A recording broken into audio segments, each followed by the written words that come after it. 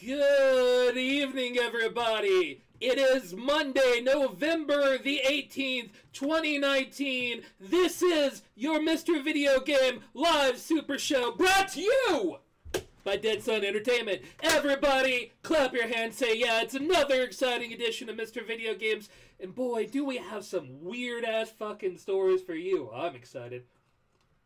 Of course, I'm Slacker Kite.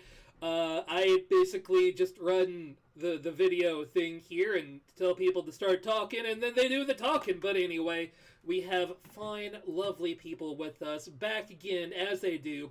He's actually here on the stream right now, but you can't see him because he's streaming to you at a bitrate beyond the human eye. It's Brian, a.k.a. Wonder Boy! I have frame rates that put your penis to shame. I don't know why that came out of my mouth. That's just stream of consciousness. You know what goes on in Brian's head. What's up? I am sleep deprived. I am Death Stranding not deprived. And I swear to God, I don't know what I'm doing with my life right now. How's everyone doing? Good, good. Sometimes penis just randomly comes out of your mouth. You can't help it. And randomly and also unrandomly. Sorry, it's been a long weekend. I basically spent the entire weekend when not playing Death Stranding, drinking White Claw, and looking for a new apartment. So Ooh. it's been a day. Meanwhile, sources say her real name is Dexit. Get her internet! She's over there! You got her! It's Lindsay K. Lady Marilyn!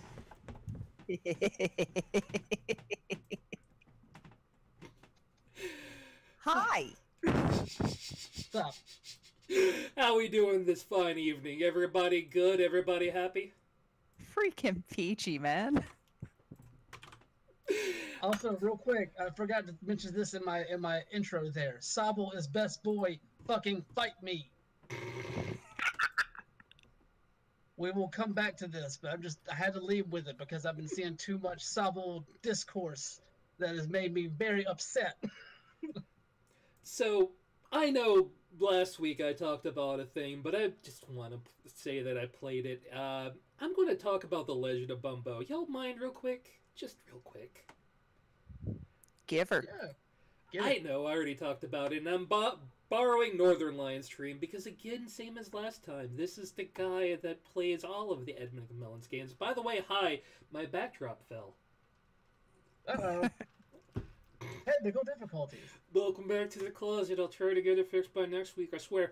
Anyway, have you ever played Puzzle Quest? I love Puzzle Quest. Okay. This game is essentially Puzzle Quest with lanes. While you're looking at it first, like, oh, this is a match 4 game.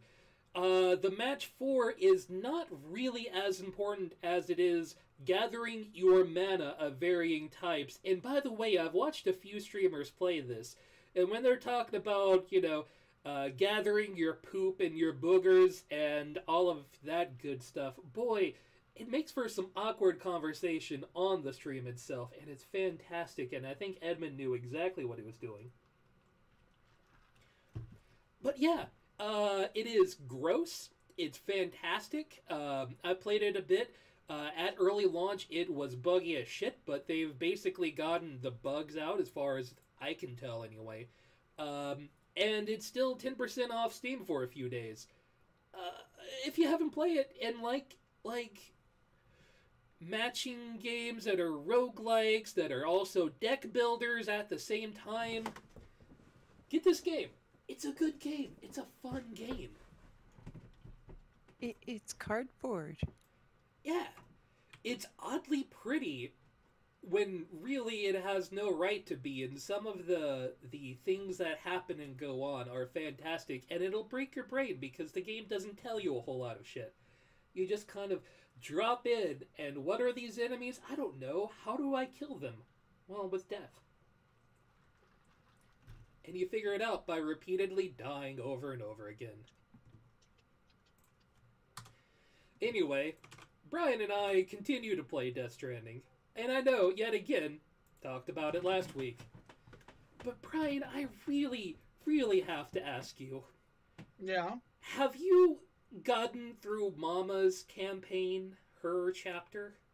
Okay, so I think we are going to be on diametrically different positions with in terms of how far we've gotten into this thing so far. Yeah, yeah. So because I think whereas you, from what I understand from our Discord, which you can definitely join up, by the way, you have progressed much further in the story than I have, whereas I have just been basically diving headlong into over-leveling myself. Yeah, I spent a long amount of time for no good reason building a road. I have no reason to do this. Like, it's useful somewhat, but I just kept going back and forth from town to town doing objectives that gathered more resources so I could go back, build more road, for no reason. Mm-hmm. I was with you on that also. I just kept stealing trucks. I just kept stealing trucks and filling them up. I would literally I would just keep running into mule territory, purposely knock them all out because they pissed me off, and then stealing all of their stuff and their trucks, and then running and rebuilding roads, doing whatever I could with that stuff, delivering stuff to other people so I could get, some other stuff to level up my power skeleton and my other junk, and then literally just ditching the truck in the fucking middle of a river because fuck it, it's a mule truck. I can't do anything with it once it's degraded to a point. So I don't need this dumb mule truck in my life. It served its purpose. It's gone. I'm gonna steal another one. And I just kept stealing. Every time they built a new truck for themselves, I just came back and fucked them over again. Because that's what I wanted to do with them. It bit me in the ass though once because I accidentally attacked what I thought were mules, but they were actually porters. Oh. Yes. So I boloed porters on accident and felt bad for 5 seconds until one of their other porters attacked me. And then I punched him, and they went on my shit list. So I am reconnecting the world, except for porters and mules. They can all suck it. When people are like, oh, so it's a game where you just walk around. Kind of, but no. Because you get guns and grenades and shit. This is the most violent, peaceful game I've ever played in my life. I mean, in some ways you have to make it violent. Because, obviously I could have just boloed all of those mules and just done it that way and been a lot less. But, I don't know. I like I said, I've had a frustrating weekend. I needed a way to vent, and that was a good way to vent. I didn't kill them because obviously I'm not a fucking monster. Also, right. I don't really know what happens whenever you kill people in that game. I've avoided that myself. Area. Yeah.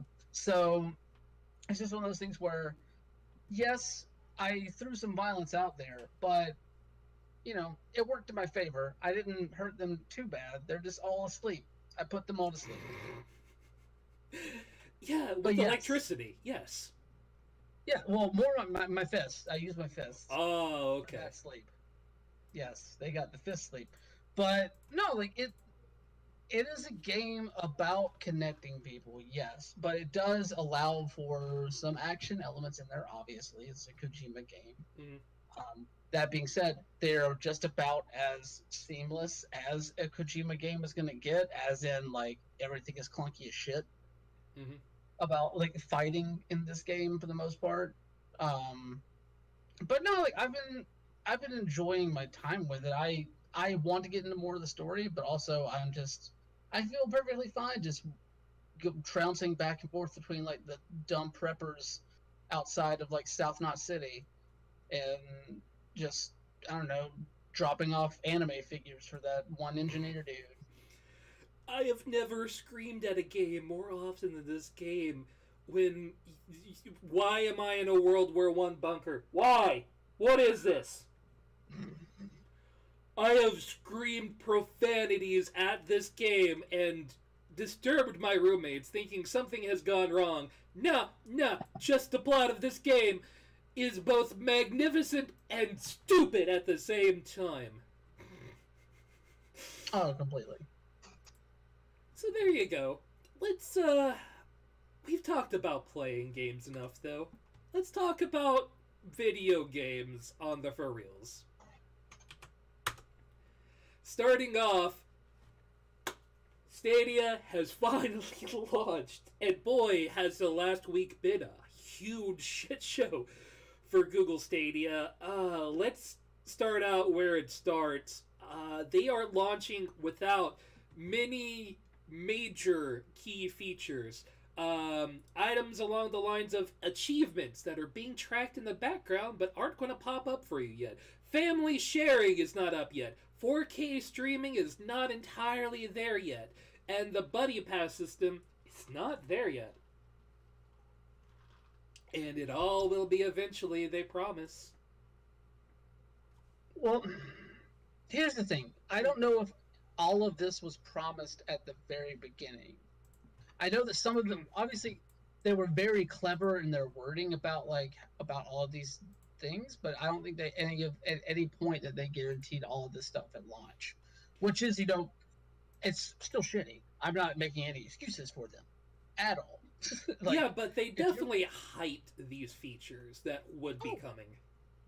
They totally did, and that's why what they did can be heavily criticized, because they launched a beta. The Founders Edition is a beta. Mm-hmm. Let's not mince any words, all right? And if they had launched it just saying it was a fucking beta to begin with, I think the people wouldn't be as shocked by it. No, but also a lot of people probably wouldn't have bought into it the same way that they did. Fair. They would not have sold as many Founders Editions of Stadia as they did if they had just thrown out the word beta from the very beginning. And like I said, this is basically that. There are a lot of things that are going to be coming in later. I know the first one that really popped up that surprised me was the fact that your controller, the new Stadia controller, will not operate on Wi-Fi or in any wireless capacity except if you use a Chromecast Ultra. But here's a spoiler alert, because they didn't really detail this that much either in some of the stuff coming out of it. If you already have a Chromecast Ultra, that Chromecast Ultra will not work with Stadia until you update it. The only Chromecast Ultra that works with Stadia out of the box is the one that you get with the Founders Edition.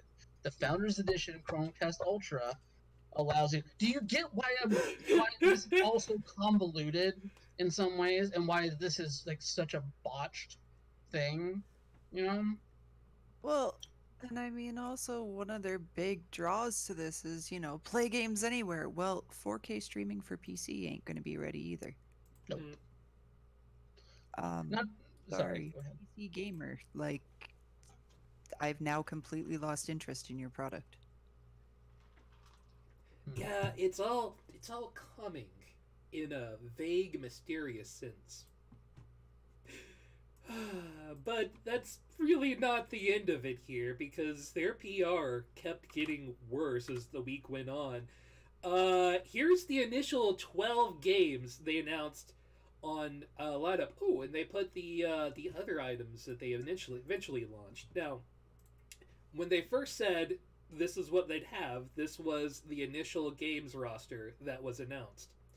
Assassin's Creed Odyssey, Destiny 2, Guilt, Just Dance 2020, Kine, Mortal Kombat 11, Red Dead Redemption 2, Rise of the Tomb Raider, Samurai Showdown, Shadow of the Tomb Raider Definitive Edition, Thumper, and Tomb Raider Definitive Edition. So a quarter of your games initially were fucking Tomb Raider. And that's not the best collection of games that I've ever heard. This is basically a Steam sale that you've got going on here. This is a humble bundle you've just given me with some pretty nice games. Don't get me wrong. Mortal Kombat 11, pretty good game. Shadow of the Tomb Raider, fucking good game. Thumper, great game. Samurai So Shodown, best game.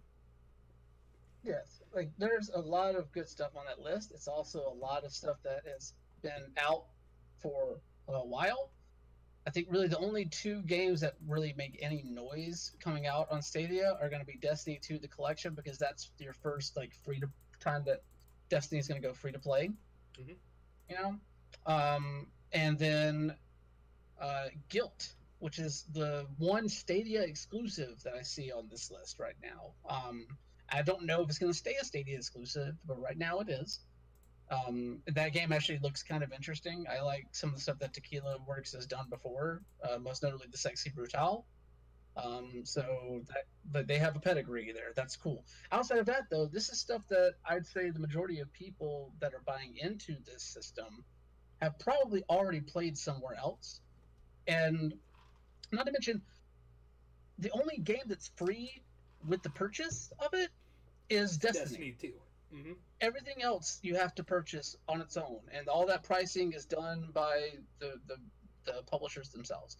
So, yeah, like I'm sorry, this is it's really really underwhelming, even with the added titles on it. Yeah, they did add more titles. Now, initially down here, you see they said there would be 14 more games by the year's end, but a few days later, they're like, oh my god, we have to get this out. So, just a few days later, they announced a few extra games. Attack on Titan, Final Battle 2, Farming Simulator 2019, Final Fantasy 15, Football Manager 2020, Grid 2019, Metro Exodus, NBA 2K20, Rage 2, Trial Rising, and Wolfenstein Youngblood. Mm-hmm. But again, like people have already played these, they've already purchased them. So we're coming back to my typical argument of we need a universal games library. Where if I want to play this on my PS4, I can. If I want to turn around and play it on my Xbox One, I can. I don't want to have to buy 5 copies of a game. Yeah, I mean, I'm probably not buying any of these, at least not off the bat. Most of these are full-priced games. And fuck that. I'm very happy with my purchase, don't get me wrong, because I've wanted a Chromecast anyway. I get a nice controller, and I get to play Destiny 2 for a few months on a thing that may be interesting for me to play it on for $120. It's not a bad deal yet, but there's not a good reason to fucking buy it either unless you kind of needed those items. I needed another gaming controller. It works with your PC fine, so thumbs up on that. And like my big thing is I see this hitting the Google graveyard within the next year. But like kind developer, she's Gwen Frey. She says that, Google's canceled a lot of projects, but I also have a Pixel in my pocket. I'm using Google Maps to get around. I only got here because my Google Calendar told me to get here by giving me a prompt in Gmail. So it's not like Google cancels every fucking thing they make, which is a fair point. However, the best thing they did to Gmail was create Inbox, and they killed that really fucking quick. Oh yeah, and the initial Hangouts. Exactly. Like, I mean, back in the day, it was GChat. Mm-hmm. And that died. Google Sky Map is dead, which I loved because I'm a stargazer. Mm-hmm. Like they've killed so many of their products, and with how bad this launch is already going, I see them killing it. They're definitely going to kill it. And yeah, Kelvoran raises a great point. Google Plus is dead. Their good attempt at taking on Facebook. I'm not completely sold this is dead on arrival, because there's still plenty of time for them to correct ship, because I think that you have to look at it, at least for me personally, I have to look at it as this is a beta. They are going to be adding on stuff. This is not the full performance of what this thing can do. Is it shitty that they got out of the gate selling a $120 beta of this? Yeah, it is. But at the same time, there still is room for this to develop into something that is feasible. Some of the tech, like the tech works from what I've seen, like the cloud-based pulling games down onto these systems. Like it actually does work fairly well. There's some issues with loading. There's some issues with the speed of loading titles and stuff like that. But at the same time, like they've really done a lot to curb latency for some titles. I know the main reason why they included games like Mortal Kombat 11 and Samurai Showdown was because they wanted to showcase Stadia's ability to create a low latency environment. And what better what better titles to showcase that ability than with a fighting game? And it works fairly well from what I've seen. It's not all the way there, obviously, and I'm not trying to apologize for anything that they have done so far because they definitely have botched the launch on this thing. But at the same time, there's some promise here. I don't know if there's enough to really continue building a player base that they expected, this like in terms of the size that they expected. But we're still very early in. The thing hasn't even released yet. Technically, it doesn't come out until tomorrow. Mm-hmm. So I don't know what I am highly critical. I'm also in wait and see mode. I think they will give it more than a year. Let's put it that way. I think that if this will at least get it a couple of years to figure out if it has legs to stand on before Google sends it the way of Google Plus. Yeah, and I think by looking at least on their chart, most people should be able to play the 1080p fine, and I think the 1080p is fine for most people. But when you're starting to talk the 4K, people with some really great internet have not been able to hit 4K properly without some real latency issues happening so far. Yeah. Now, people with your gigabit internets and fiber to home, sure, a lot of them have had great times, and Eurogamer has kind of laid out some very interesting comparisons of screenshots between Stadia and the Xbox One. Stadia, across the board, if you can get that 4K going, has a much higher fidelity, a little bit lossy on the blacks, but overall, you're getting a pretty good image clarity overall, if you can pull it. If they can keep this going for 2 years, I think they may have something, but they will have to get exclusives like Epic. They're going to have to pull an Epic in order to do this, and they have not shown that capability whatsoever yet. Well, here's the thing. They either have to do an Epic, or they have to make Stadia Pro, the Stadia Pro subscription, meaningful. Like, you have to really commit to something like what Xbox does with Games with Gold, or the PS Plus free games that you get every month for your subscription. But you have to do that to a higher level than even they do. Yeah, you need to make. Sorry. That is part of what I mean, right? Because Epic gives you a free game every week on top of getting exclusive. They got Duck Game exclusive to them, and it's going to be a hard sell because a lot of developers have already said they're kind of afraid that Stadia will just poof. Well, I mean, they're right to be afraid, I think. I mean, anytime you launch a new console, that's the first and largest fear. I mean, look at the Ouya. Mm-hmm. Look at what happened with Sega for a while. There's just this stuff happens. Mm-hmm.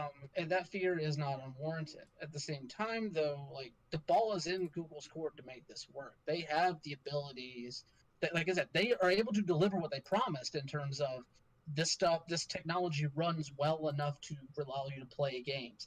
It might not be all the way to 4K. It might not be all the way to full HDR right now, but they are working on that back end to try and get to those levels.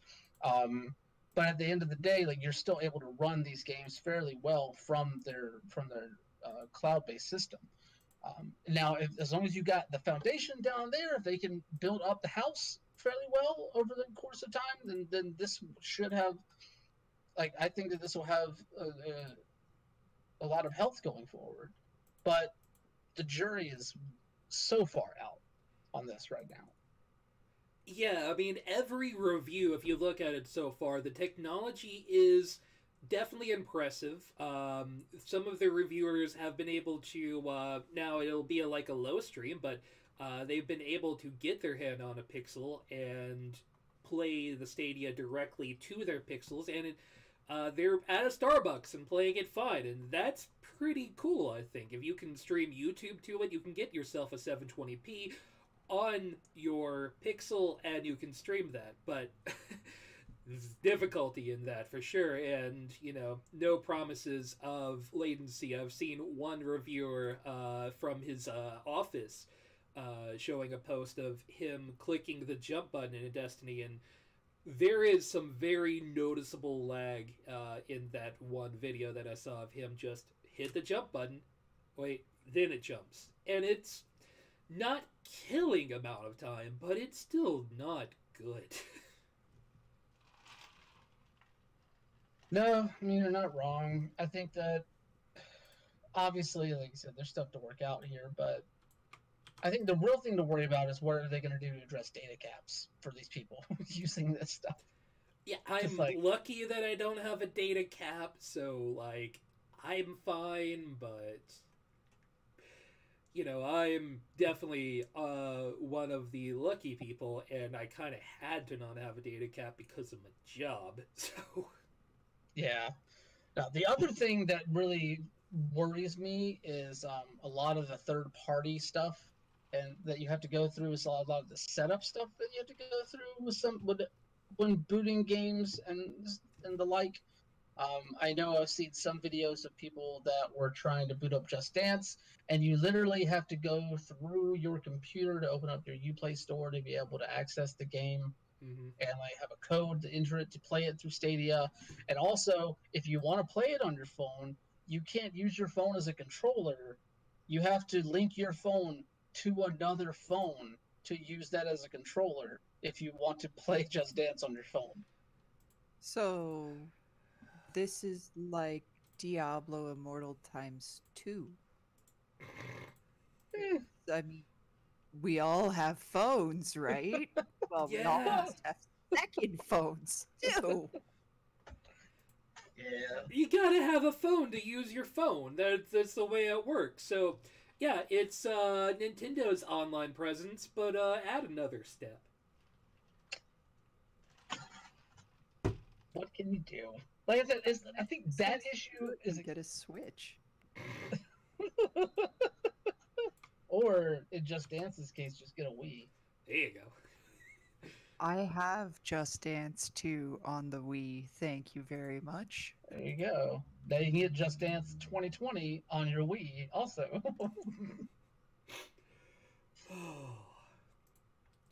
But yeah, from what I can tell, I should have my own Stadia shipped in by this weekend, so maybe I can give you guys my own thoughts on it on Monday. I'm into it.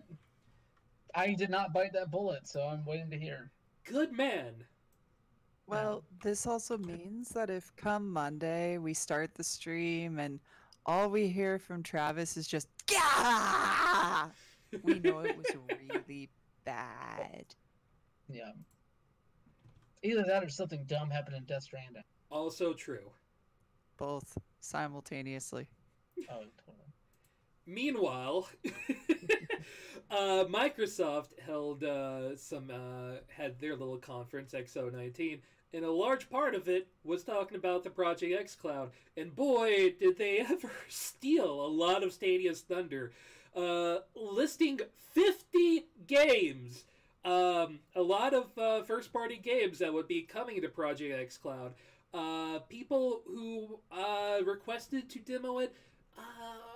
A lot of them will be able to demo it in the coming months, and they are saying this will be a demo, and it will be enabled with future purchases, and you can stream titles from the collection with Xbox Game Pass. Okay, before we get much deeper into this, I'd like to draw attention to one thing in this article. Mm-hmm. Especially given, I think it was last week we talked about this game. Highlights include WWE 2K20. Okay, that's a negative 2. How is that a highlight? I'm going to retire from this podcast so I can go walk to Microsoft's headquarters in Washington and slap them.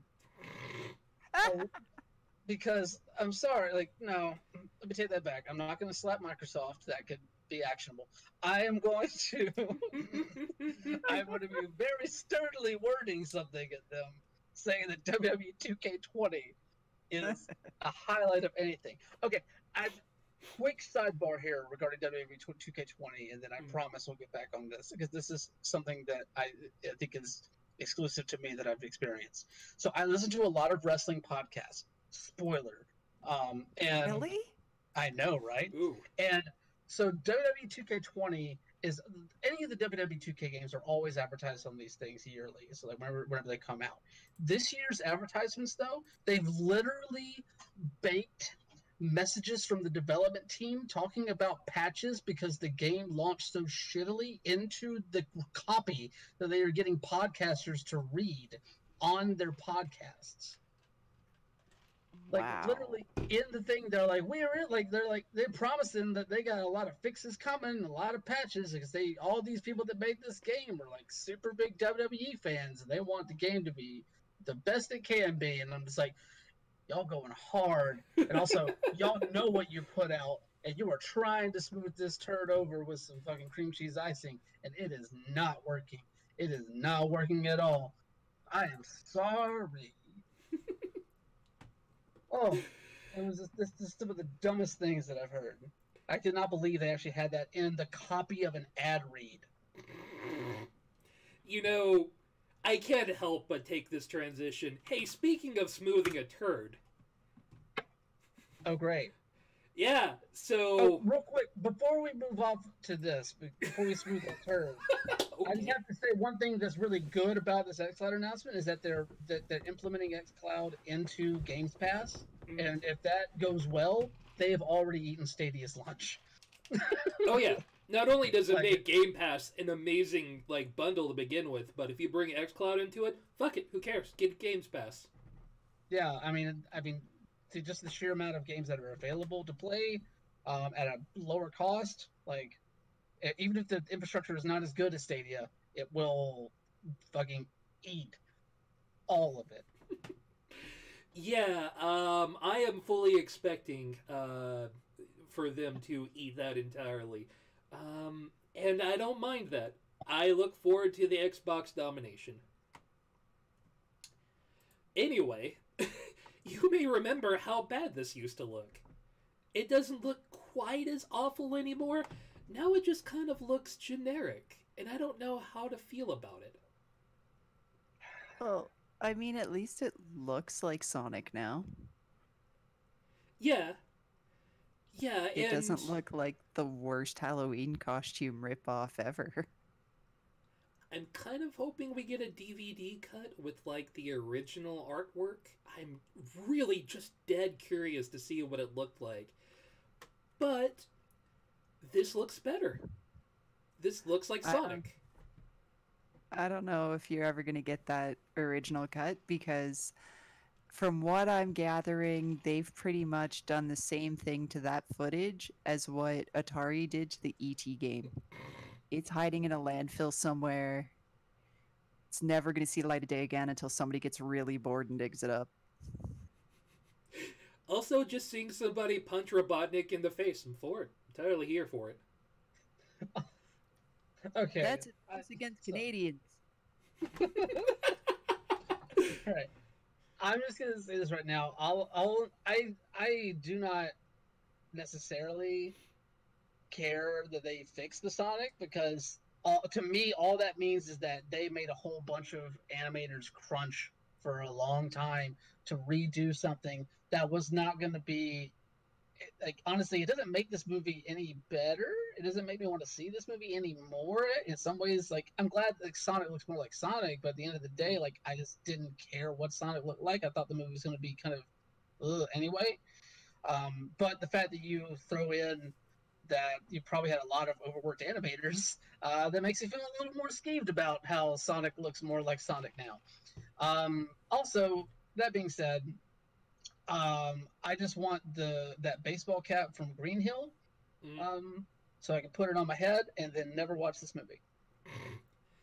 I might still see the movie just because Jim Carrey looks phenomenal in it. I don't know if I care about the rest of it. If I could get a forget the original Sonic cut. Give me a Jim Carrey only cut, and then we'll be fine. I don't know if this movie will get back the extraordinary amount of money that they had to have spent to get this all redone, but you know what? I know enough Sonic fans out there. There's an audience, and they'll, I'm sure, have a lot to say about it when it comes out on Valentine's Day. Wait, this comes out on Valentine's Day? Yes, Yeah. it does. Oh my god. Bring your loved one. Seriously? Mm-hmm. Oh my god. Alright. Just, take your boyfriend out and go watch Sonic the Hedgehog for Valentine's Day. What could be more lovely? I mean, it's not the worst movie they've put out on Valentine's Day. No. Anyway, continuing down the road of things that have come out.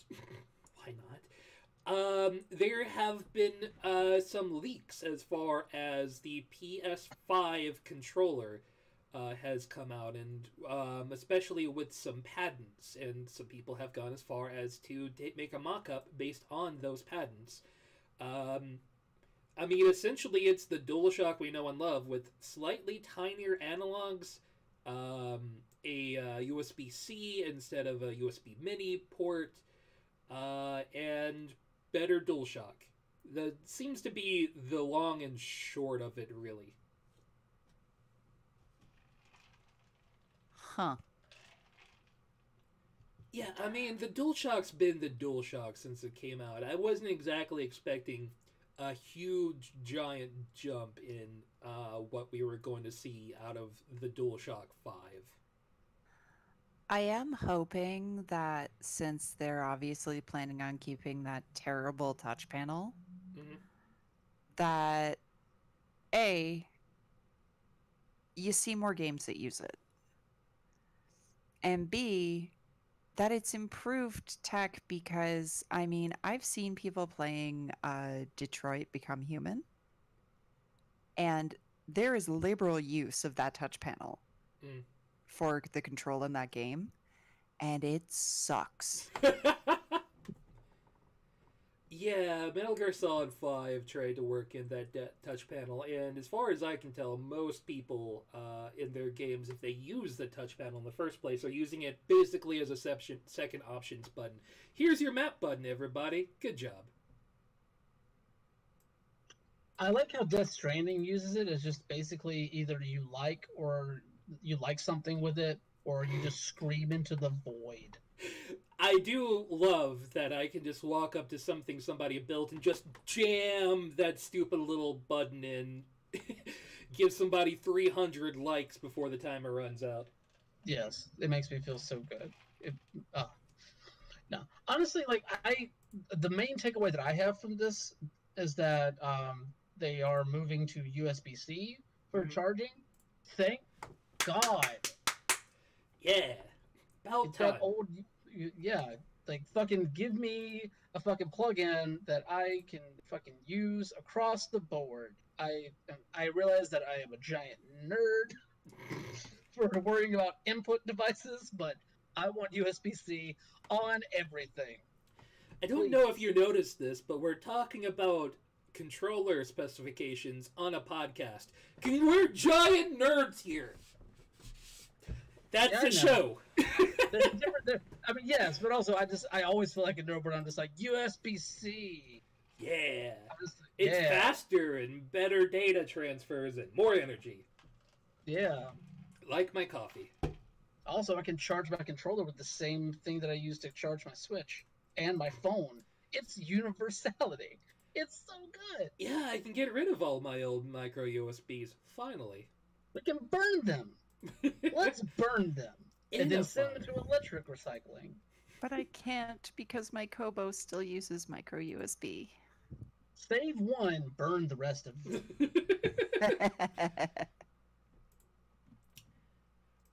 As well, for things that have just come out, The reviews are in for Jedi Fallen Order, and it's been fairly positive. 81 isn't, an amazing Metacritic, and that's basically been what I've seen, is that people seem to be mostly positive on it, with a few throwbacks. It's a Souls-like. Those user scores, though.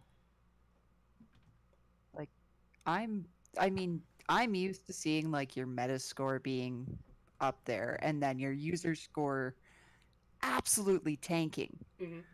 So to see them on par, like, that's really surprising and kind of refreshing. Yeah, like the users and the critics both agreed for once. Holy shit. I do love this one user review, though, on the page that gave it a 0. If I may just paraphrase here. Incredibly boring. My sister would write an interesting story. EA stopped thinking even, copied the pieces of famous games and buy just trash.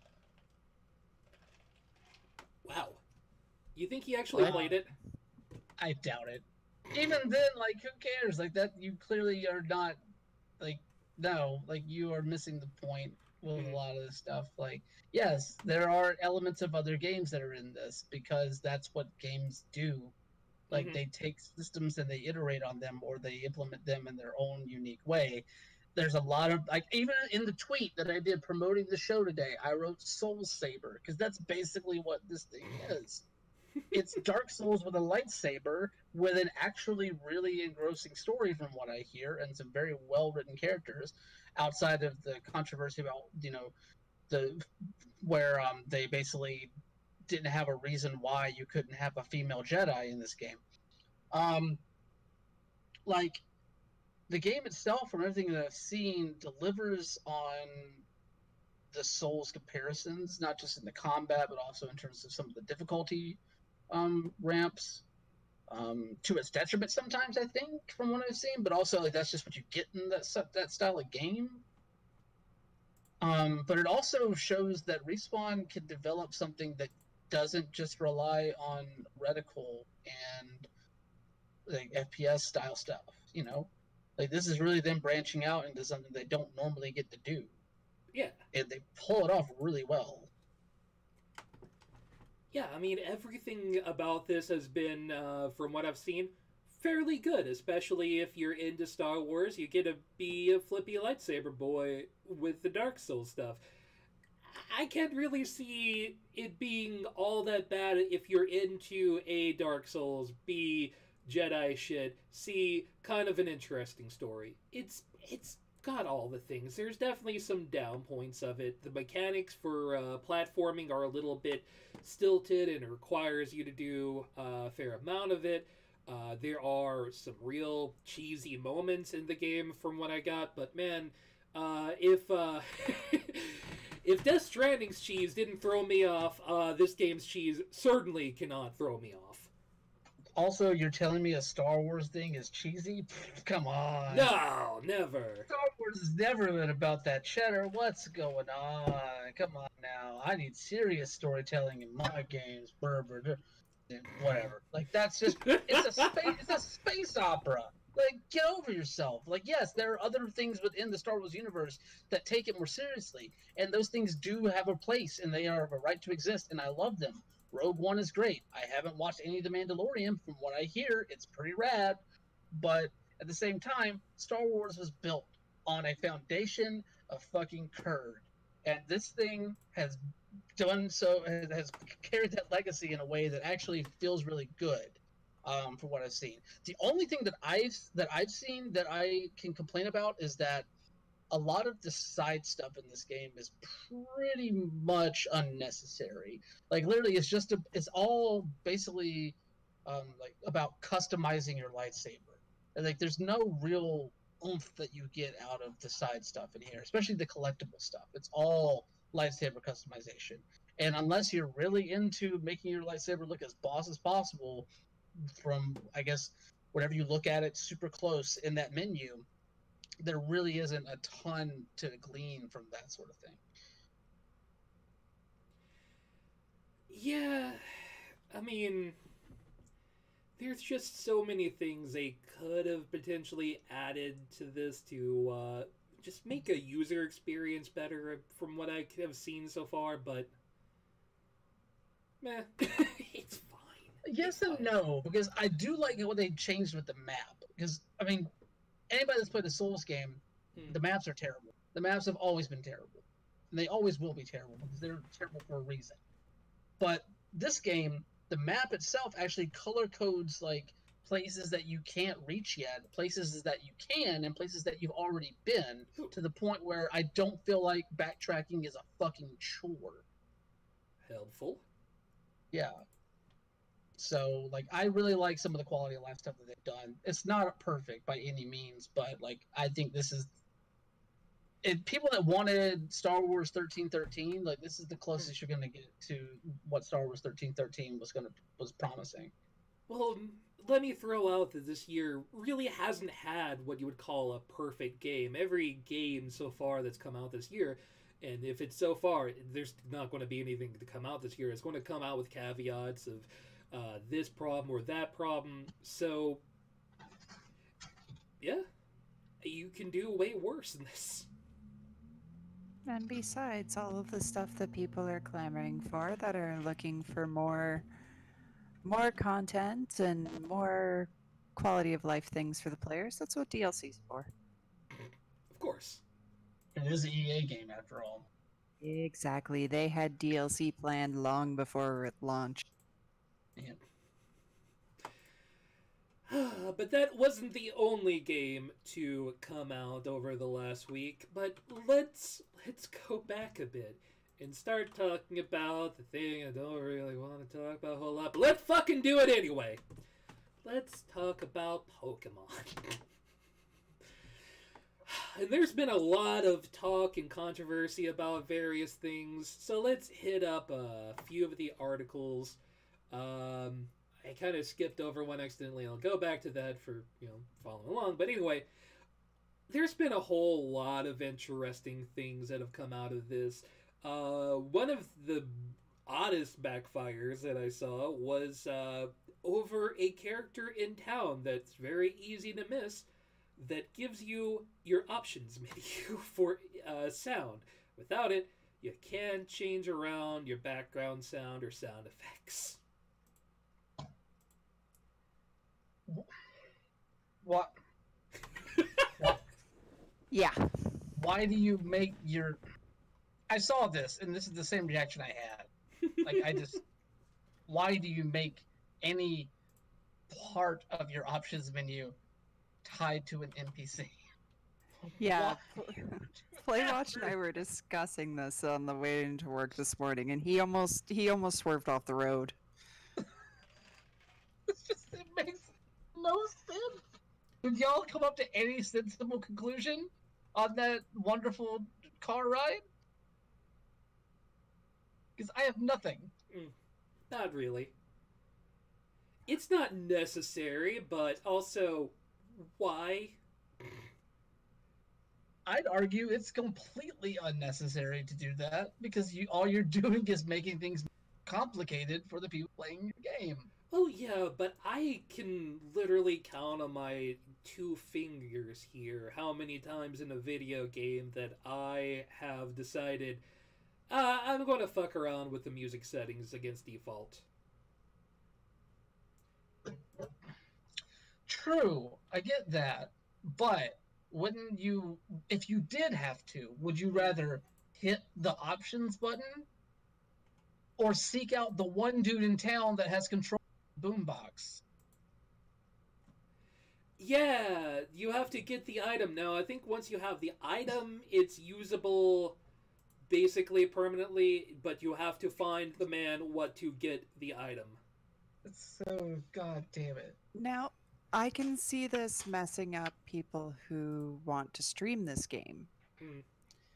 Because sometimes you'll have streamers who don't care about the copyright strikes, but they'll play their own music during a stream, so they kill the in-game music. Well, they're making this so you can't do that. Yeah.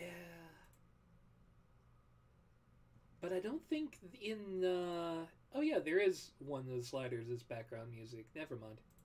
Yeah. At the end of the day, this is not a giant thing. Obviously, it is definitely it is a rather sizable annoyance that is correctable the first time that you do it. Obviously, Hmm. but at the same time, is that you have to think why? Why was this even in there in the first place? And You it's know, also a like question of how far into the game is the town where you find this guy? Oh, it's near the very. It's basically in the tutorial. It's not very far, but yeah, that's not the only interesting thing to come because man, Twitter has not been happy, and especially if American Twitter's been unhappy, Japanese Twitter is apparently just fucking blown up and been pissed off. Especially with a thank you Game Freak tag that's been going around that, you know, they've changed into the fuck you Game Freak, which I guess is understandable for other reasons we'll get to.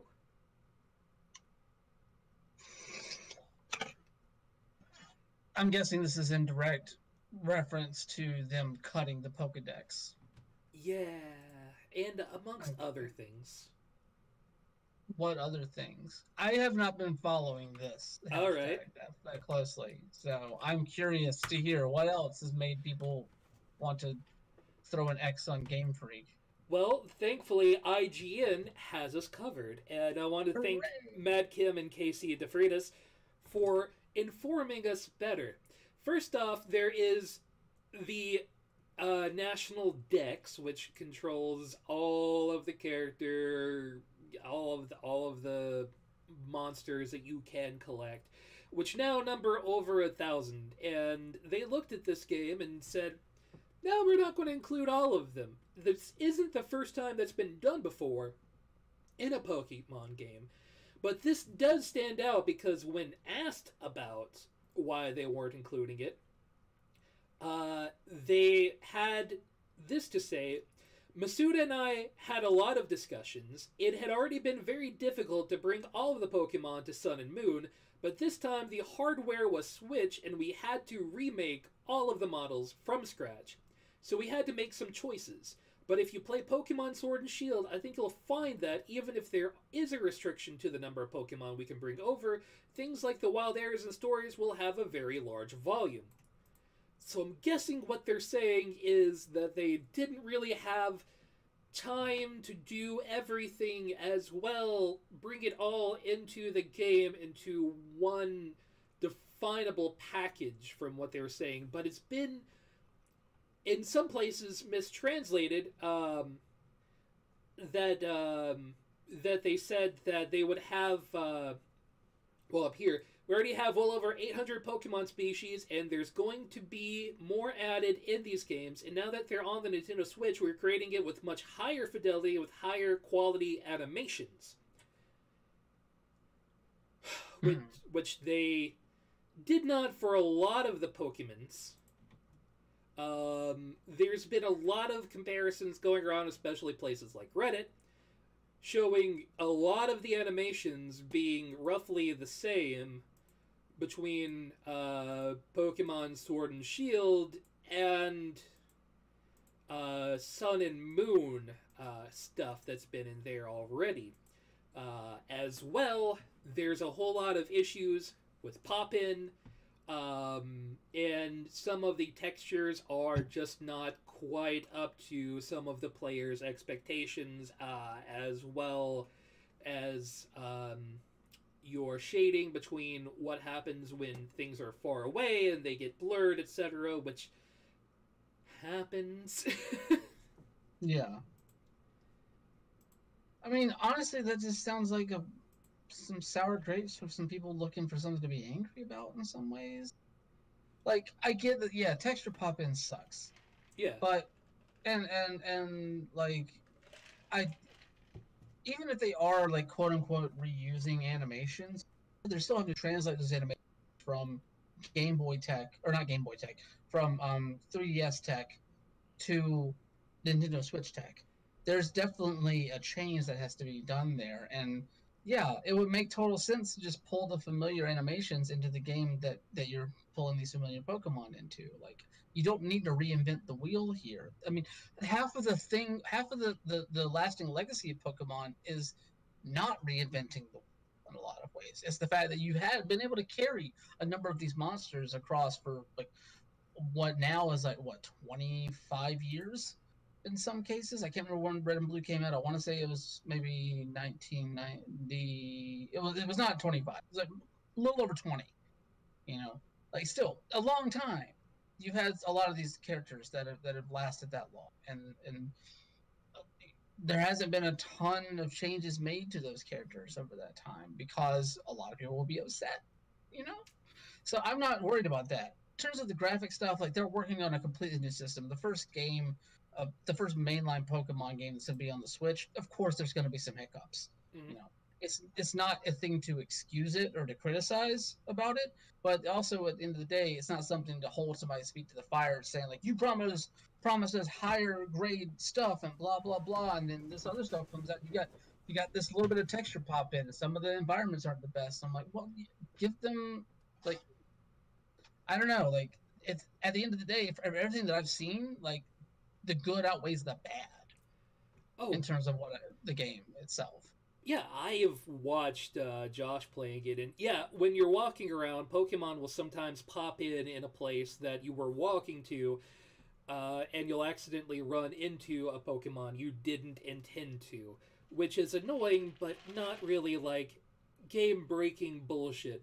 And the graphics aren't the best graphics I've seen on the Nintendo Switch, but it's fucking Pokemon. And a lot of it is so goddamn adorable. I got a fucking cavity watching Josh play this game because you can go and play fetch with your cute little fucking doggo. I don't get it.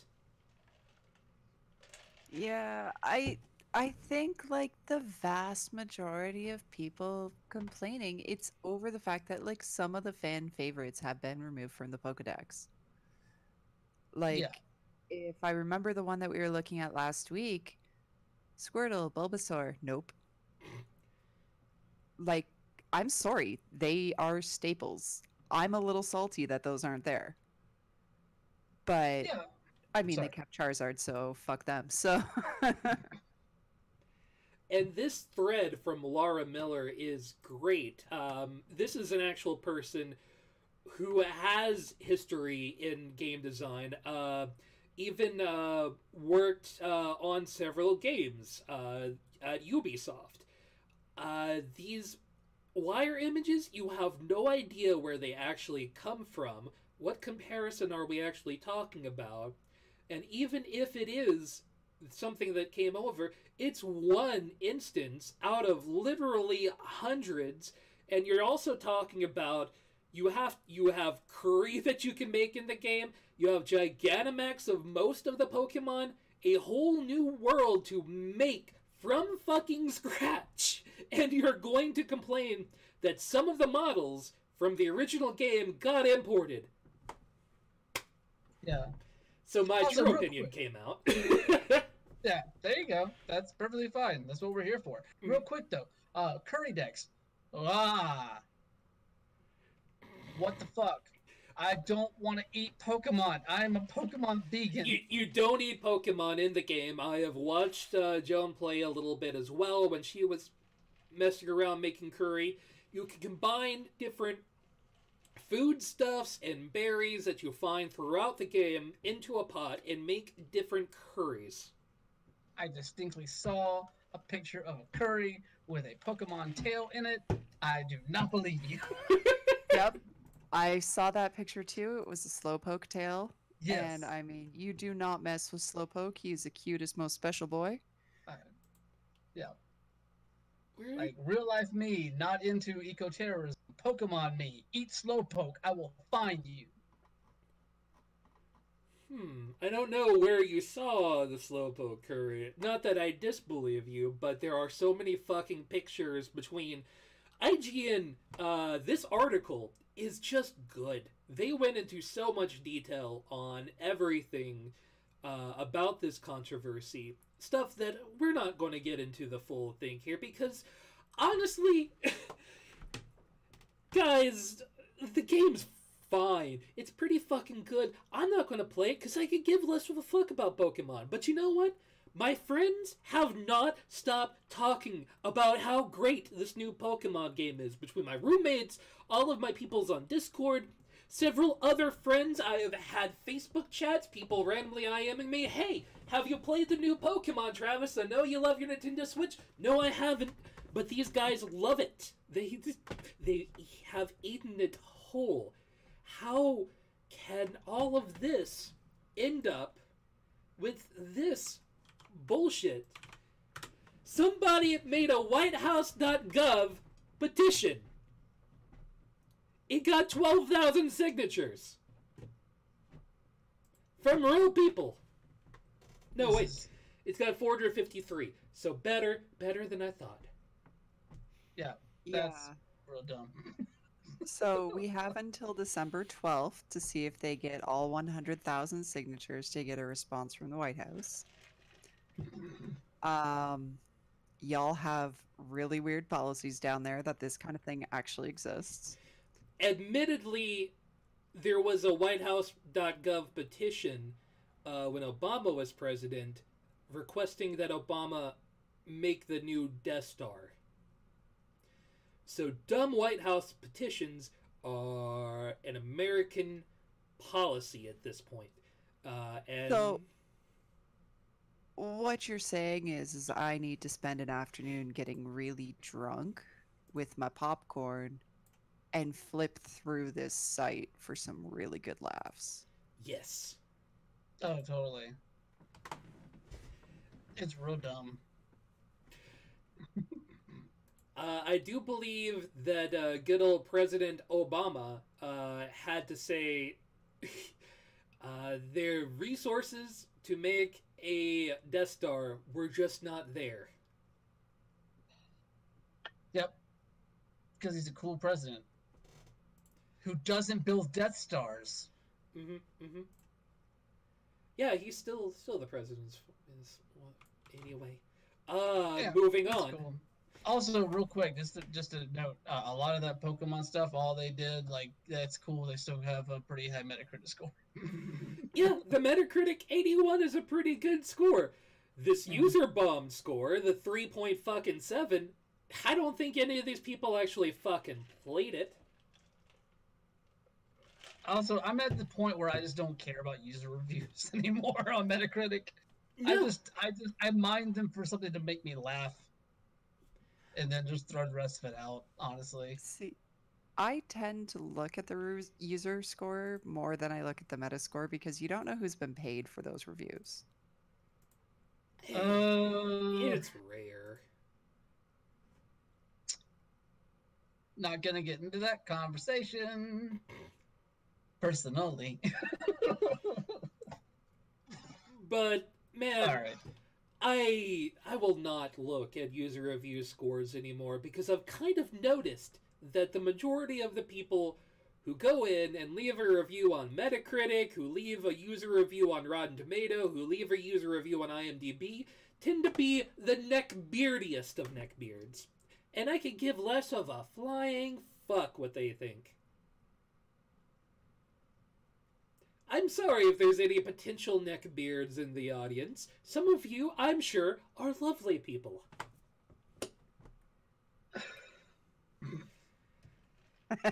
Play watch. How dare you? How dare me? Beard. You don't know No, how see- far it goes down. That's coming from a place of envy because Playwatch can't grow facial hair to save his life. He tries so hard. If the world were ending and dependent on him growing a beard, we're fucked. Real quick, Travis, check the Discord. I sent you something. I sent you some pure Pokemon propaganda that you need to read. Oh. Yes. Yes, that is the article I saw. Yes. Nicole Carpenter out here spitting facts. Oh. You're eating that slowpoke. They're tricking you.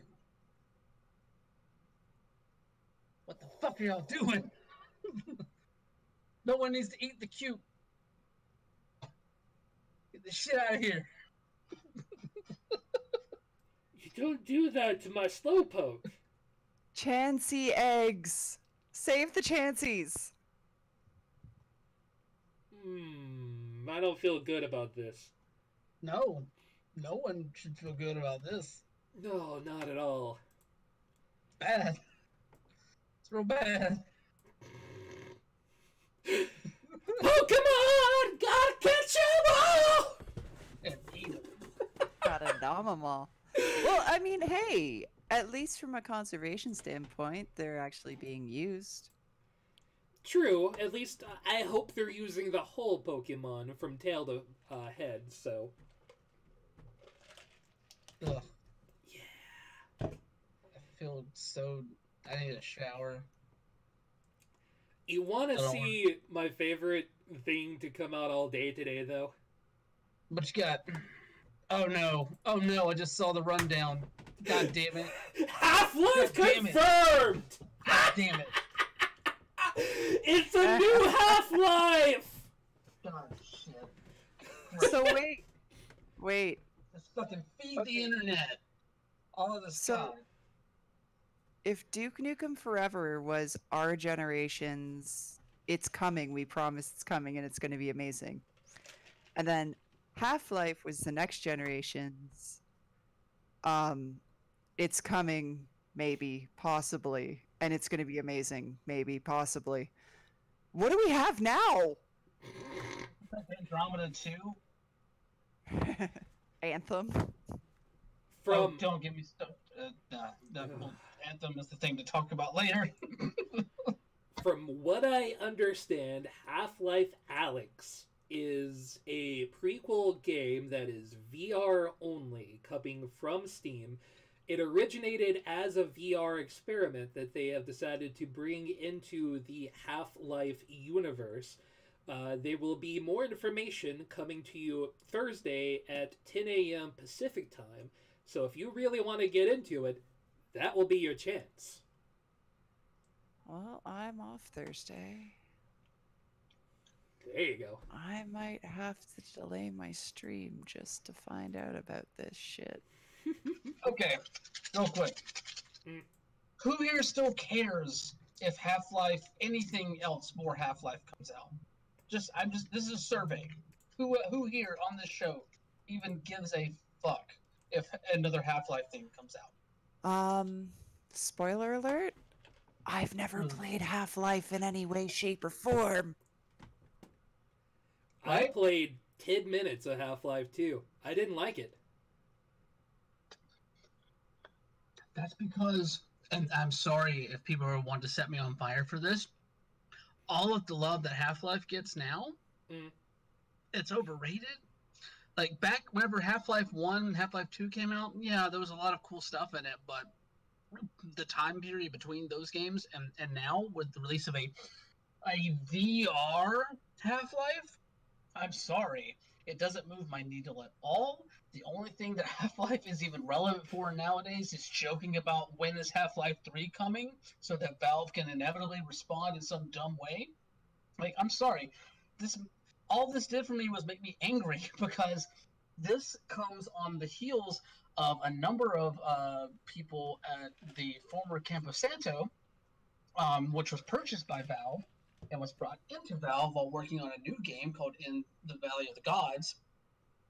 A few people have removed a lot of mentions to that game that they've been working on.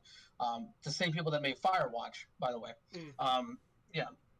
They removed a lot of stuff talking about that game from their social media profiles days before this announcement came out, which makes me think that they moved the Campo Santo people from that game onto working on this, which I'm sure excites a lot of the Campo Santo people. But at the same time, it irks me personally because I want another game like Firewatch. Me too. So bad. God. Also, that being said, like, this is just I just don't see why a VR game. Like, Valve has not shown that they have been able to develop anything worthwhile in the VR sphere to this point. I mean, they've been like teasing their own headset for a while now. You know, just like I don't know. This is just God. It's just so ridiculous. Like I'm sorry, like I just don't care. If they wanted to do a new Half-Life game, like genuinely wanted to, they should let the fans at it. I mean, oh, they did. Yeah, but I mean, Gmod is a thing. But look at Portal. You had Portal 1 and Portal 2, which were both stellar. And then there was very quietly released this indie fan-made game called Portal Stories Mel. And it is fucking stellar. Like, better than Portal. Kind of stellar. Fan-made, no basing, like, no big name backing, nothing. And, I mean, if the fans could do something like that with something as iconic as Portal, then let them at it with Half-Life. But, I mean, it's like Brian said, nobody really gives a shit about Half-Life anymore. It's become the joke that we all have been leaning on. Well, here's the thing. There's still plenty of people that care about Half-Life. I just don't think that they should. Have you heard of a little thing called Hunt Down the Freeman? I have not. It is awful. It is there, and it is a fan-made Half-Life project that is pretty awful. It is gloriously bad, and even the developer kind of hates it.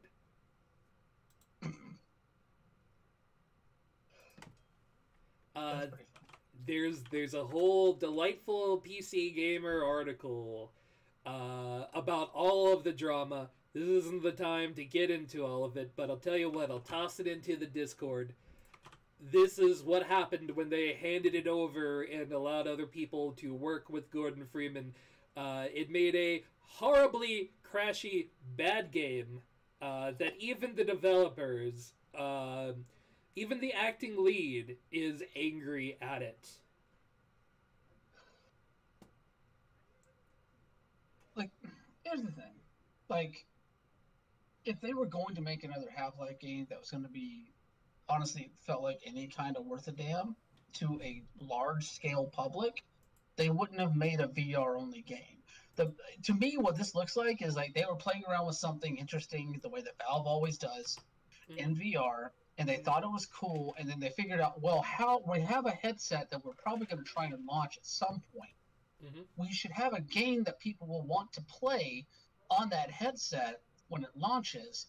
What's the one thing everyone has been screaming at us for almost 2 decades for more of at this point? Half-Life. It's the only IP they have that would move any kind of needle. You know, they're not going to put out a VR headset with Left 4 Dead 3. Like, they could have done like something in the Portal universe. Something. They could have, but Portal doesn't move. Portal's not going to move the number. It's not going to move the needle. But Portal in VR would have been really cool. I mean, granted, with the whole speedy thing goes in, speedy thing comes out mechanic, that Portal 2 really played heavily on. I could see people getting really, really, really sick to their stomach playing Portal. Yeah, that would hurt.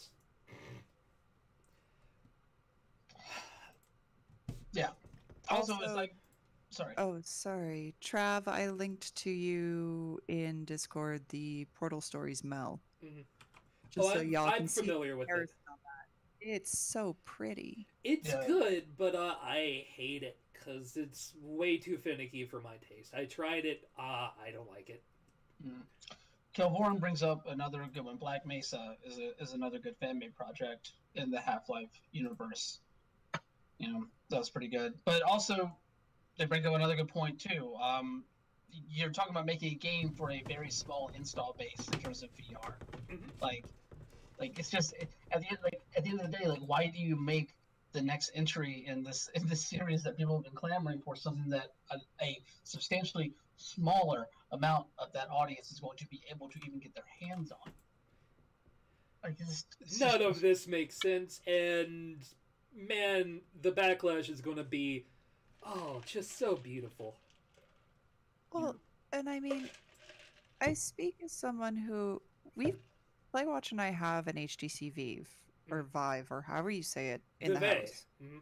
Vive, yes, it's the Vive, because it's the classy one. And you know what? We haven't had that thing set up in probably a good 6 months or so, Mm-hmm. and we really have no desire to set it back up. I mean, like there are some great games like Beat Saber, but not enough that actually like it was a daily driver for us. So, I mean, VR games historically still kind of suck. And of course, Playwatch, you would bring that up. So that is a hellscape.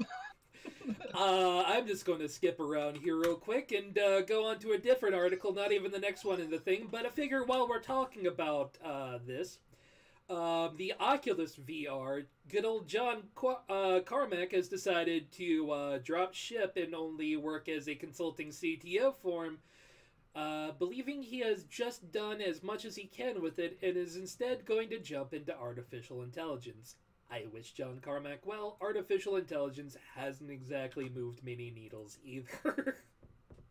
That also, but I mean, you got to think John Carmack hasn't been involved in AI at that point. To this point, what does John Carmack do? John Carmack does what John Carmack does. He gets shit done. Yeah. No, like for real though, like this actually is kind of exciting personally. Like John Carmack is a technical genius when it comes to computer science. Like he's the entire reason why we have id Software. If not for John Carmack, we have no id. We have no FPS genre the way it is now. So like yes, John Carmack is a huge name, and having him attached to any field in the computer sciences makes me super excited for what can come out of that field. You know, it really wasn't until he signed up with Oculus that I really had any kind of faith in VR being something that was actually palatable. So, I mean, good on him. I think that he's right to leave Oculus at this point. Like, they pretty much have committed to the wireless stuff right now, and I don't know how much fun he's going to be having working on that stuff because it has a certain cap as to what it can do, you know. So I think it's a cool thing for him to be moving on to this sort of thing. It's cool, but I don't know what it says to me about Oculus VR if he's like, fuck it, done with it, done enough. Where it's still in the state that it is right now. Well, I mean, there's a lot of leaders, like old Oculus, that has left that company in the past few years. So true. It doesn't surprise me at all. Like I said, like some of the higher ups left whenever they decided to pivot the focus from like the Rift to the Oculus Go. You know, moving towards that standalone headset without the wires and without the sensors, then with significantly lower processing power. A lot of people were frustrated by it because they wanted to continue making the Rift this high-powered thing that and bringing it to a point where it was more accessible to people as opposed to just cutting that and cutting down their what you could do with that hardware by moving to this other thing that has a much lower cap on what it can do. So, you know, I think I'm pretty sure there's still plenty of frustration in the Oculus office when it comes to people like differing visions for what that company wants to do, and Carmack leaving just goes to prove that point even more. Yeah. The thing that worries me so much about like how they are shifting their focus from the Rift to the Go is with that lower processing power, you're going to have a lower graphical capability, and that is going to wreak havoc on the people that use it. I know I normally need glasses to see 2 feet in front of me. I don't use my glasses when I'm playing VR because it just destroys my eyes. And with lower processing power, like we run it off of PlayWatch's computer, and that thing is a freaking beast. And I still end up with headaches after about an hour to 2 hours. So, with lower processing power and that graphical degradation and the corners you're going to be cutting to be able to put it out at a more affordable price, you're going to actually cause significant health impacts on people for like their visual health. And I really really wish they weren't doing this.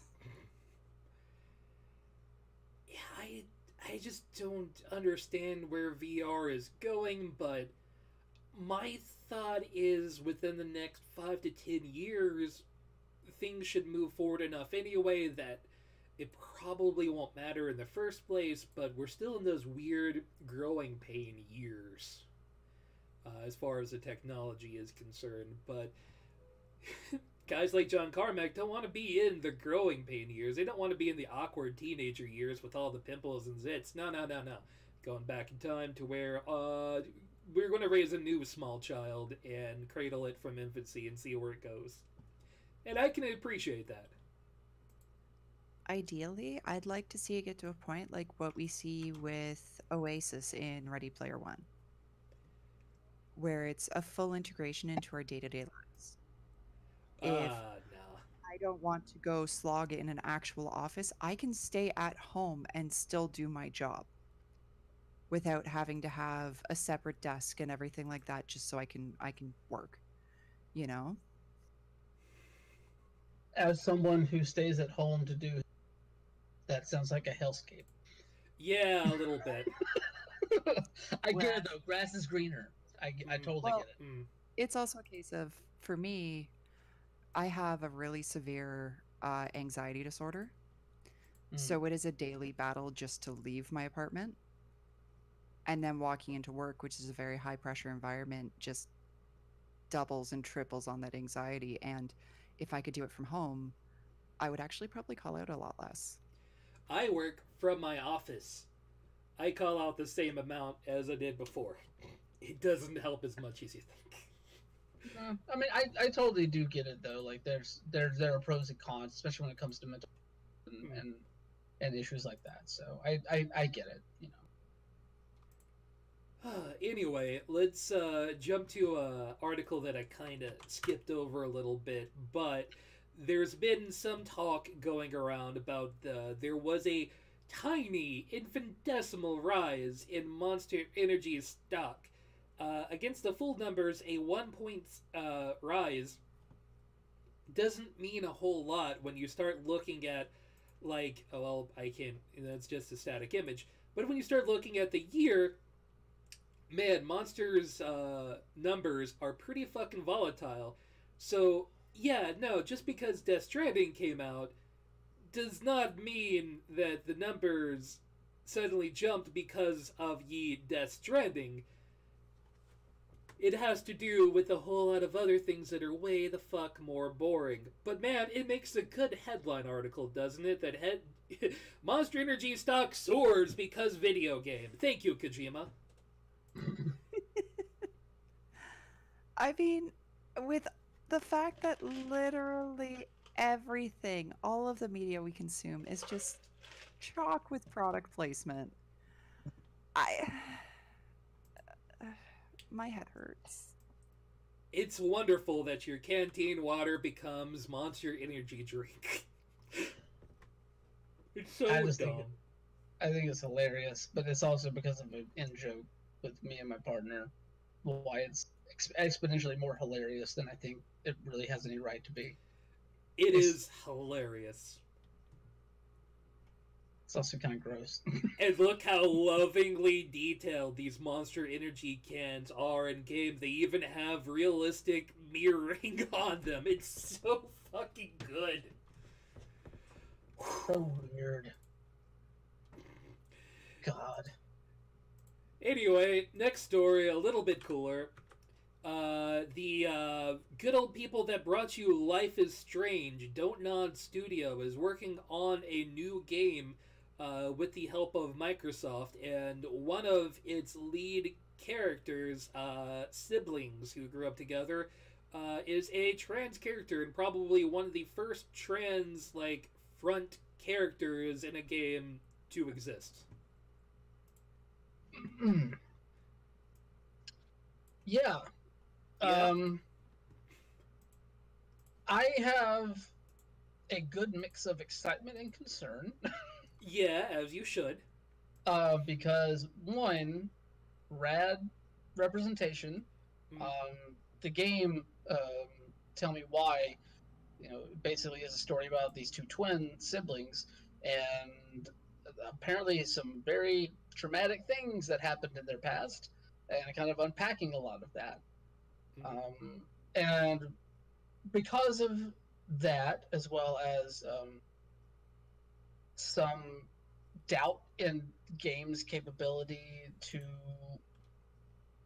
effectively translate a trans character into something that is not either relying on tropes or is incredibly misinformed, does give me some caution about this. Now, granted, Don't Nod is a company that has handled LGBTQ characters in the past fairly well. They've handled characters of color fairly well. They've shown sensitivities in the creation of their characters and their narratives to those communities. And I honestly, if you're going to give a sort of, I guess you can say Don't Nod's a major developer at this point. Yeah. If you're going to give a major developer the ability to craft a story centered around a trans character, Don't Nod would be at the top of that list for me. So, in that way, I have faith in them. I really hope they stick the landing with this, because the trailer sucked me in. I am a huge fan of Don't Nod stuff, and like this game has me super intrigued for next year. Well, from what I'm seeing from this article as well, Nick Adams, the director of transgender representation at GLAD, has actually given this game this endorsement. Here's my issue with that. GLAD, they do a lot of great work for the LGBTQ community. I am super supportive of them, but they are not without criticism.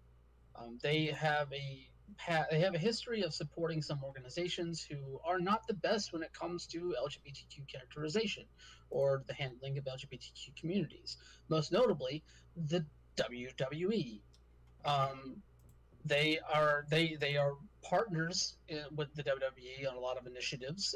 They tout the WWE in a lot of their PR when it comes to LGBTQ relations. Most notably because the WWE has an out lesbian on their roster that they send to a lot of GLAD events, and that's really cool. WWE also does a lot of business with Saudi Arabia. WWE also has a history of portraying queer people in a negative light. They have a history of playing off of the gay panic for their characters that are queer coded. There's, like I said, there's things. There are issues sometimes with who GLAD supports. So while I am glad that GLAD is giving them an endorsement, and it does ring in some ways true, it doesn't necessarily completely put me 100% over the edge on feeling that Don't Nod will create a story and a character that is true to the trans experience, or at least gets the trans experience right enough that it's not going to be panned or cringy. Yeah, and Don't Nod in some ways does concern me, because they can be a bit overly dramatic in their storytelling and take some definite character shortcuts. I hope they don't take it here, but I'm going to sit on the side of hopefulness here that they handle it well. I think they will, and as you said, if any developer was going to, I'm glad it's them, and it's good to have some representation, but a little nervous. Just a smidge. The one thing I will say is that this game is slated to be less episodes than the Life is Strange series has been. Good. So it's only going to be 3 episodes long instead of the typical 5 for Life is Strange. So there's probably less room for them to fuck up a character with a 3 episode run as opposed to a 5 episode run. I get that their model is episodic gaming, but like that was what really kept me out of Life is Strange 2. I didn't get into Life is Strange until Life is Strange had been a full thing that I could play through in one go. And yeah, just kind of watching it burn was, I don't know. I'll get to it, I guess, eventually because I did kind of like Life is Strange 1. But man, was that game a little bit heavy-handed in places. Just a smidge. I didn't mind it. Any shit. Next story, why not? 2K social media accounts have been hacked.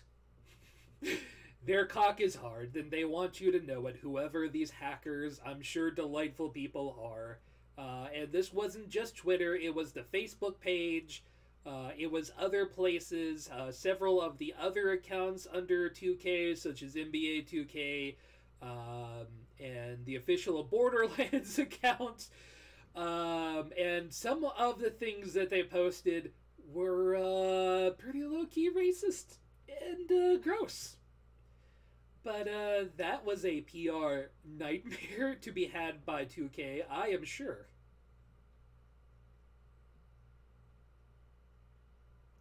At least Sid Meier's Civilization was around and fine. At least Sid Meier's Civilization, the good boys they are.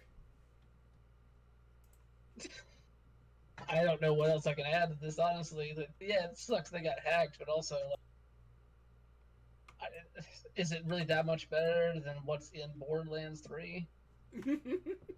Like, I get it, Borderlands 3 is probably not, like, outright racist or anything like that, but, like, also, like, I would not have... Honestly, if you had shown me that so the 2K social media account wrote out "my cock is hard," I wouldn't have, like, batted an eyelash that much, honestly. I'm like, oh, they're just being extra and they're being shitty. Cool. Yeah, they just think they can jump on the 4chan meme wagon since Borderlands came out. I gotcha, I feel ya. But yeah, I mean, 2K, they picked the wrong. If they were looking for shock factor, they picked the wrong accounts to hack. Not wrong. You know? Yeah. Pick something that's like known for being wholesome and start posting this shit, and we might freak out, but it's 2K. Yeah, I genuinely believe that this can only be positive for 2K given the fan base that follows 2K, so, you know, whew. I don't know if it's positive for 2K, but it probably didn't phase the people that follow 2K that much. Yeah. Yeah. Anyway, the last story of the evening. This one has layers to it.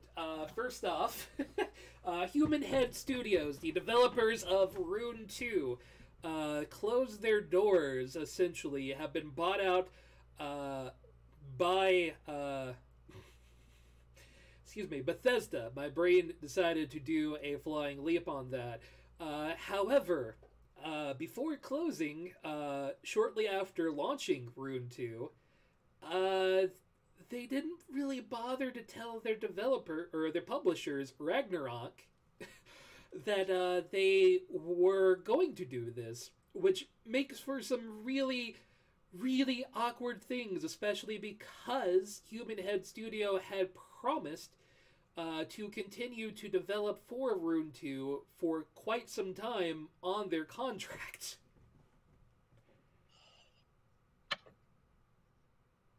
Well, they're hopeful to work this out between the companies, one of which does not technically exist anymore. This cannot look good for anybody who was excited for Rune 2 and the longevity of the potential game.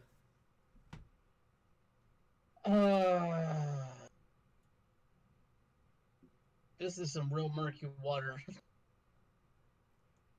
This is real murky. Because, Yeah. God, like you said, like Human Head technically is no more. And I'm just gonna go out there and put this out and say this: like Human Head might have made Rune 2 recently. Human Head's known for one game and one game only, and that's the original Prey. True. Thank you. Yes, that weird thing. Um, but I digress. This situation is really odd in terms of just how it's going to be resolved in some way. Because, like you said, they Human Head's no more. The only thing that really exists from any of the skeleton of Human Head is a new studio called Roundhouse that is owned and operated by Bethesda, who does not play nice with people outside of its ecosystem. Mm. Yet Ragnarok has a very viable argument to throw out there about, like, yo, we didn't know about this until like literally y'all announced it. Like, what the fuck is going on? There's some serious like miscommunication going on here, obviously. Yeah. And this whole thing is just kind of weird and gross, and hopefully everything can get worked out, but it's not as if when you get bought out, there's a long string of paperwork before it's done. So there's been months for them to figure out what the hell's going on with them. And to end up here is beyond bizarre to me. I don't understand how this happens. But there you go. Now, see, to me, the paragraph that's right below that photo, Mm. where it says Human Head said yesterday that its friends at Bethesda stepped in to save the company, starting new Studio Roadhouse, which will work immediately on unannounced projects. To me, that screams of hostile takeover and gag orders. So, Human Head, guys, if anybody's out there, are you okay? Do you need us to send help? Like, it sounds like a freaking hostage situation. Yeah, No, like it's okay. They're my friend. They're not actually hurting me. You they're know. friends in that they gave us the money to survive. But yeah, sorry, I didn't mean to interrupt you. I'm sorry. Oh no, I was done. Like nah. This to me is screaming hostile takeover. I mean, you're not wrong. Like, it does in that way, because the Human Head has going to have no, or not even Human Head. I'm still saying Human Head. Human Head doesn't exist anymore. Mm. Roundhouse. Roundhouse. Roundhouse is not going to have any obligation to Ragnarok at this point. From all that I can tell, especially considering how litigious Bethesda can be. If Ragnarok does want to play this game in the courts, like, Bethesda's going to make it very hard to play that game against them, which sucks because most of the post-launch support is going to fall on to Ragnarok, and I don't necessarily know about their infrastructure and if they are really able to support a game like this. Like, this is just another situation where, like, I want to know why Bethesda had to be telling Human Head not to say anything, right? Yeah, Like, I'm not off base saying that there had to be some line of communication between the former people at Human Head before Roundhouse was announced, saying, like, they just needed to, like you were saying, Lindsay, like, clam up, do not talk about this before or after. We will cover you. You're going to work on our stuff.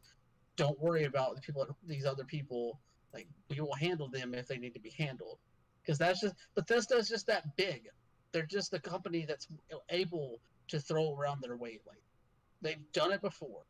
Mm-hmm. I mean, it goes back. What was there was a lawsuit regarding Elder Scrolls where, like, someone was using a name that was, like, barely resembling Elder Scrolls, and they fucking took them to court and caused them to have to rebrand a bunch of shit. Like, it was just real. I can't remember the case off the top of my head, but it was just real shitty on the part of Bethesda. Yeah, and, Kelverin makes a fair and valid point that this isn't the first time a studio's been bought out. He brings up the point of Condor Studios that was originally working on Diablo. I wouldn't be surprised if Human Head, regardless of how well Room 2 sold, was going to fucking crash and die anyway. Oh, thank you for the bits. Anyway. No, like Killers, yes, the buyouts like that happen all the time. But this one's specifically interesting because it happened at the same time that a game was coming out that Human Head is not going to be bringing with them. They are not going to be offering support to the publisher. Like, this publisher is basically left in limbo with a game that they don't necessarily know how to support fully, at least not to the point that the studio that made it does. And they're left with a game that, you know, going forward might not be as good as it could be, if not for the fact that Bethesda decided to step in and drop a proverbial timefall of cash to make sure that the people at Human Head were able to have jobs, which I'm glad that the people at Human Head are still able to have jobs. But that doesn't make this situation any less shitty. Yeah, it's overall, it's a shitty situation to be in, and hopefully that there's a good turnaround from this, but I don't see it coming.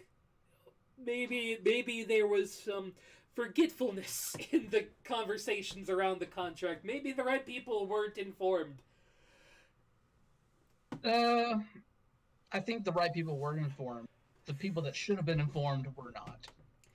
Yeah. But anyway, this was the last article for this week. I know it's sad that we have to go. Next week, hey, tomorrow, the embargo for Shenmue 3 comes out. I am excited to see how that comes out. Christ. The game releases. The review embargo was going to be Friday on review embargoes, but no, instead it's tomorrow. Thankfully, so that's cool. Well, I'm glad they changed that, because that was one of the dumbest things that I saw come across Games Twitter this week. That shit was dumb as fuck. But anyway, you guys know us, and we cannot end an episode of Mr. Video Games without declaring our winner of the Mr. Video Game Award, and it is Monday, November the 18th award. Where does it go? Who wins? What wins? If you do not know, this is the award given to the best thing, place, person, or worst, or mediocre. Who knows, but it is something that you look at and go, fuck it, that's video games.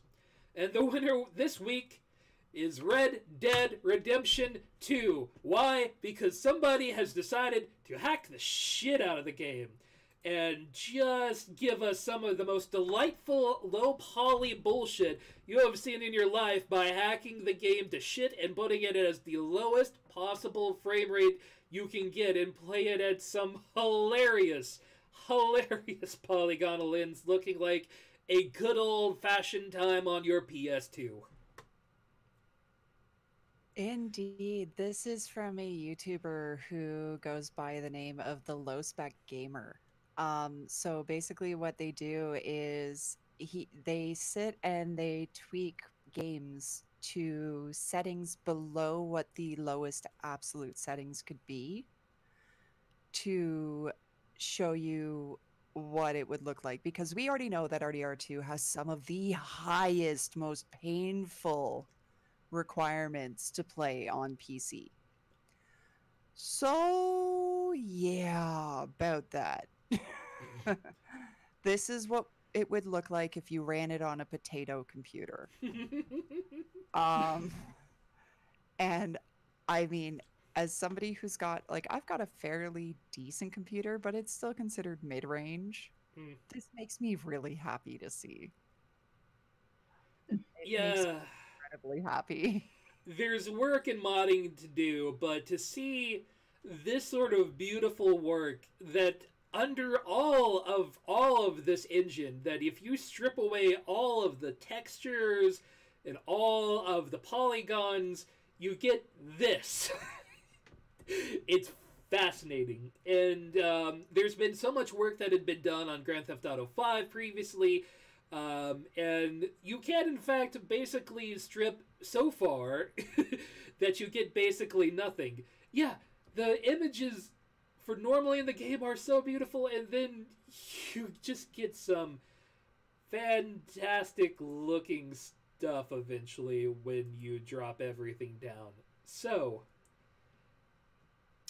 The fact that the article itself actually calls out a totally accurate battle simulator. mhm, Yeah. Which, by the way, if ever you've wanted to try PUBG, but you have a potato computer, mhm. play totally accurate battle simulator. It's fucking hilarious. It's a good time. It really is. But yeah, I want this horse model. This is beauty to me. This looks like a Lego horse. Exactly. I'm into it. This makes me actually want to play Red Dead. But Give me anyway, the dumpy horse. this has been Mr. Video Games for the November 18th Monday edition. Thank you all for coming. Thank you, Kelvin Games, Playwatch Gaming, the other people, Sebastian Fox, and I'm sure there's other people who have been listening. Thank you so much for your time, your attention, your energy, your ears. Follow us on Twitter. We all have our own unique handles, and you can follow us, and eventually I'll figure out how to get the Dead Sun Twitter going back up as well. We also have the YouTube channel, CBGP Games. Follow me at CBGP Games. Marilyn, final word for the evening. This is 2 weeks in a row. You've made me go first. Well, as always, be kind to each other, love each other, be the change you want to see in the world. Don't let all the gross, ugly stuff get you down. Keep laughing at the potato horses. I can be found on Twitter at LMarowin. I also have my own stream at Lady Marowin here on Twitter, Twitch.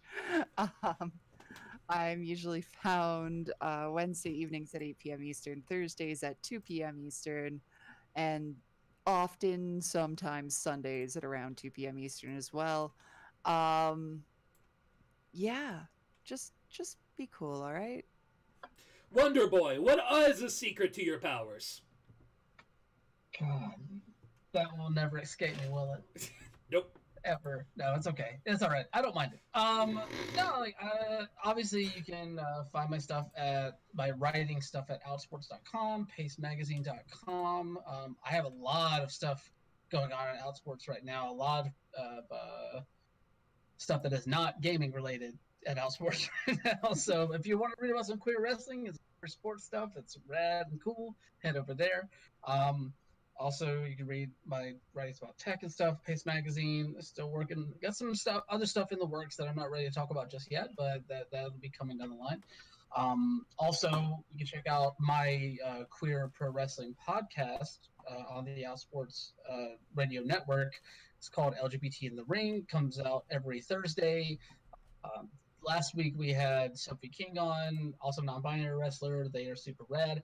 This week I get to sit down with Billy Dixon, who is also super rad, and he actually wrestled a match not too long ago where he used a brick of Cafe Bustelo as a weapon. So I am totally into this dude, like, for that and other reasons, obviously. But no, it should be fun. But that comes out every Thursday. Anywhere you get your podcast, just search for Outsports and you'll find that in your feed. And then other than that, you can follow me on Twitter at WonderboyOTM. And then after all of the shillings out of the way, I second Lady Marowin. Just be what you want to see in the world and have a fucking blast. And someone please save me from whatever is coming in Death Stranding, because from what I understand about this mama thing, I am not gonna like it. I know that one of our other followers really loved the same scene that I fucking despise. So we'll see on that. And that follower is actually agrees with me on some Japanese wrestling stuff. So I might end up siding with them on this. Mm-hmm. That's We'll why see. I was excited to find out. But tell me next week. I am excited to hear it anyway. Tranquilo. Thank you for joining us, everyone. Have a good night and a pleasant tomorrow. Bye.